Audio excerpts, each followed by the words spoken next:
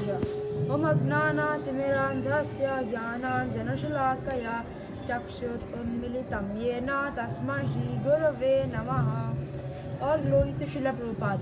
Now we are at Madhuban in Vrindavan, and the place that we are in right now is called Dhruv Tila.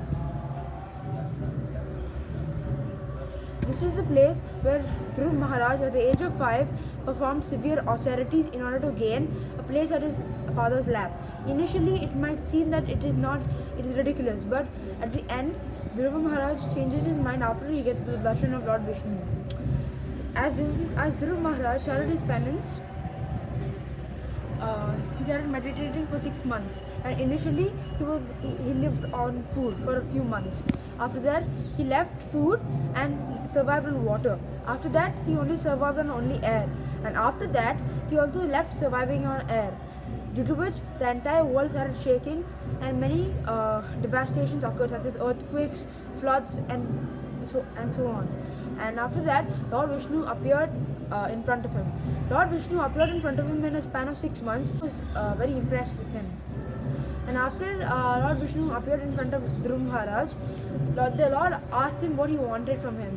And Dhruv Maharaj said that now he didn't want anything from him because Lord was like a gem and the others were like glass. That's why he didn't want to take anything from the Lord. But the Lord anyway blessed him with a lot of material desires that even Dhruv Maharaj's father couldn't imagine. That was, he was blessed with a whole planet of his own called Dhruvlok, where he ruled for 36,000 years. And as of now, that is known in the modern day as the Northern Star. Discussed earlier about Dhruv Maharaj's penance. You can see one of his portraits over here. Over here, Lord Vishnu has appeared in front of him, and he asks Dhruv Maharaj what he wanted from him. And as of now, the temple on this hill, there is Dhruv Tila. We will be taking the darshan in a few minutes.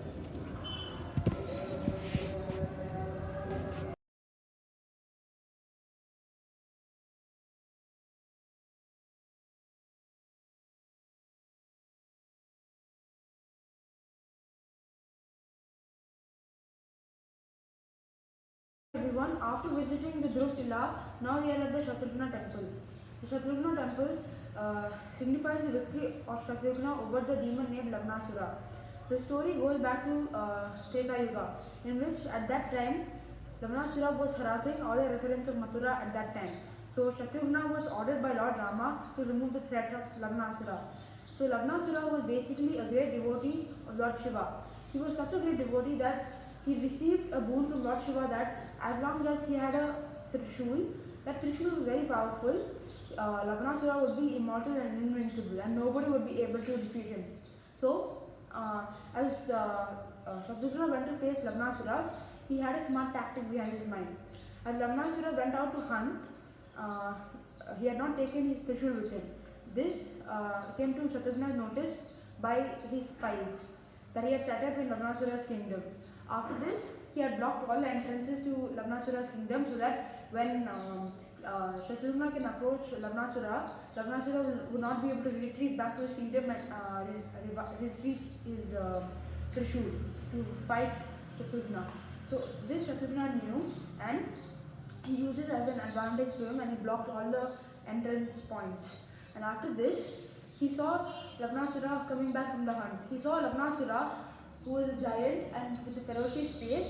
He had an elephant, 2 tigers, a giant snake like a python under his arm. So by hearing all this, all of you can imagine how large Lagnasura could be. He would probably be a 50 or 100 feet monster. And after this, they both battled together. And as Lagnasura approached to his kingdom, he was able to sway all the army of Shatrugna to enter his kingdom. But Shatrugna, he used his mind, and he cheated Lagnasura and teased him that what you need Trishula to fight me. And since Lagnasura was a very arrogant demon, he didn't understand what Shatrugna was playing at him. So he battled him without a Trishula, and eventually he was defeated by Shatrugna. And hence this temple was built to mark his victory. Thank you.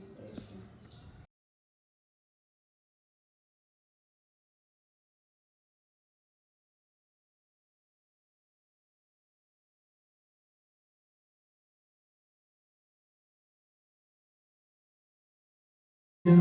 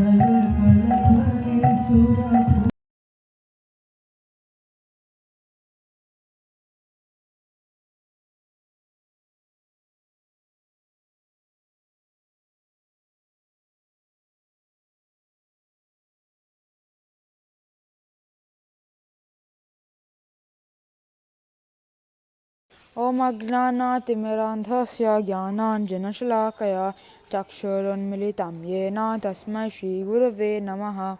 All glories to Srila Prabhupada. As if now we are in Vrindavan and we are doing the pilgrimage of one of the most important temples in Vrindavan, that is the Sri Radharaman temple. We are standing at the grand entrance of the Sri Radharaman temple, as you can see.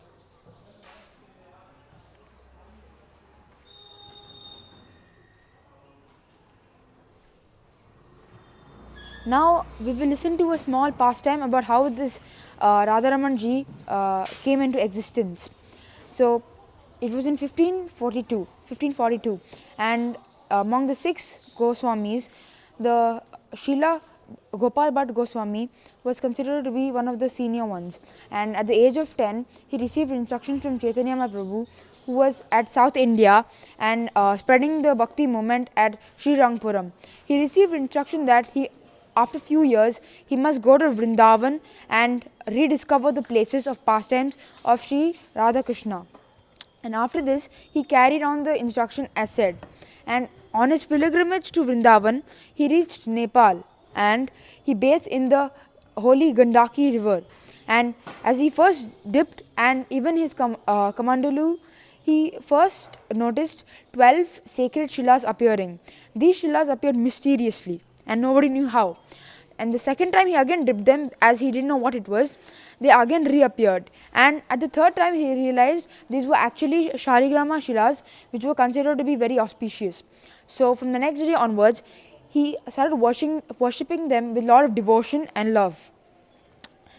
But then the next day a rich businessman appeared, and this rich businessman was actually offering all kinds of clothes, jewelry, ornaments and etc. to all the Goswamis for worshipping their deities.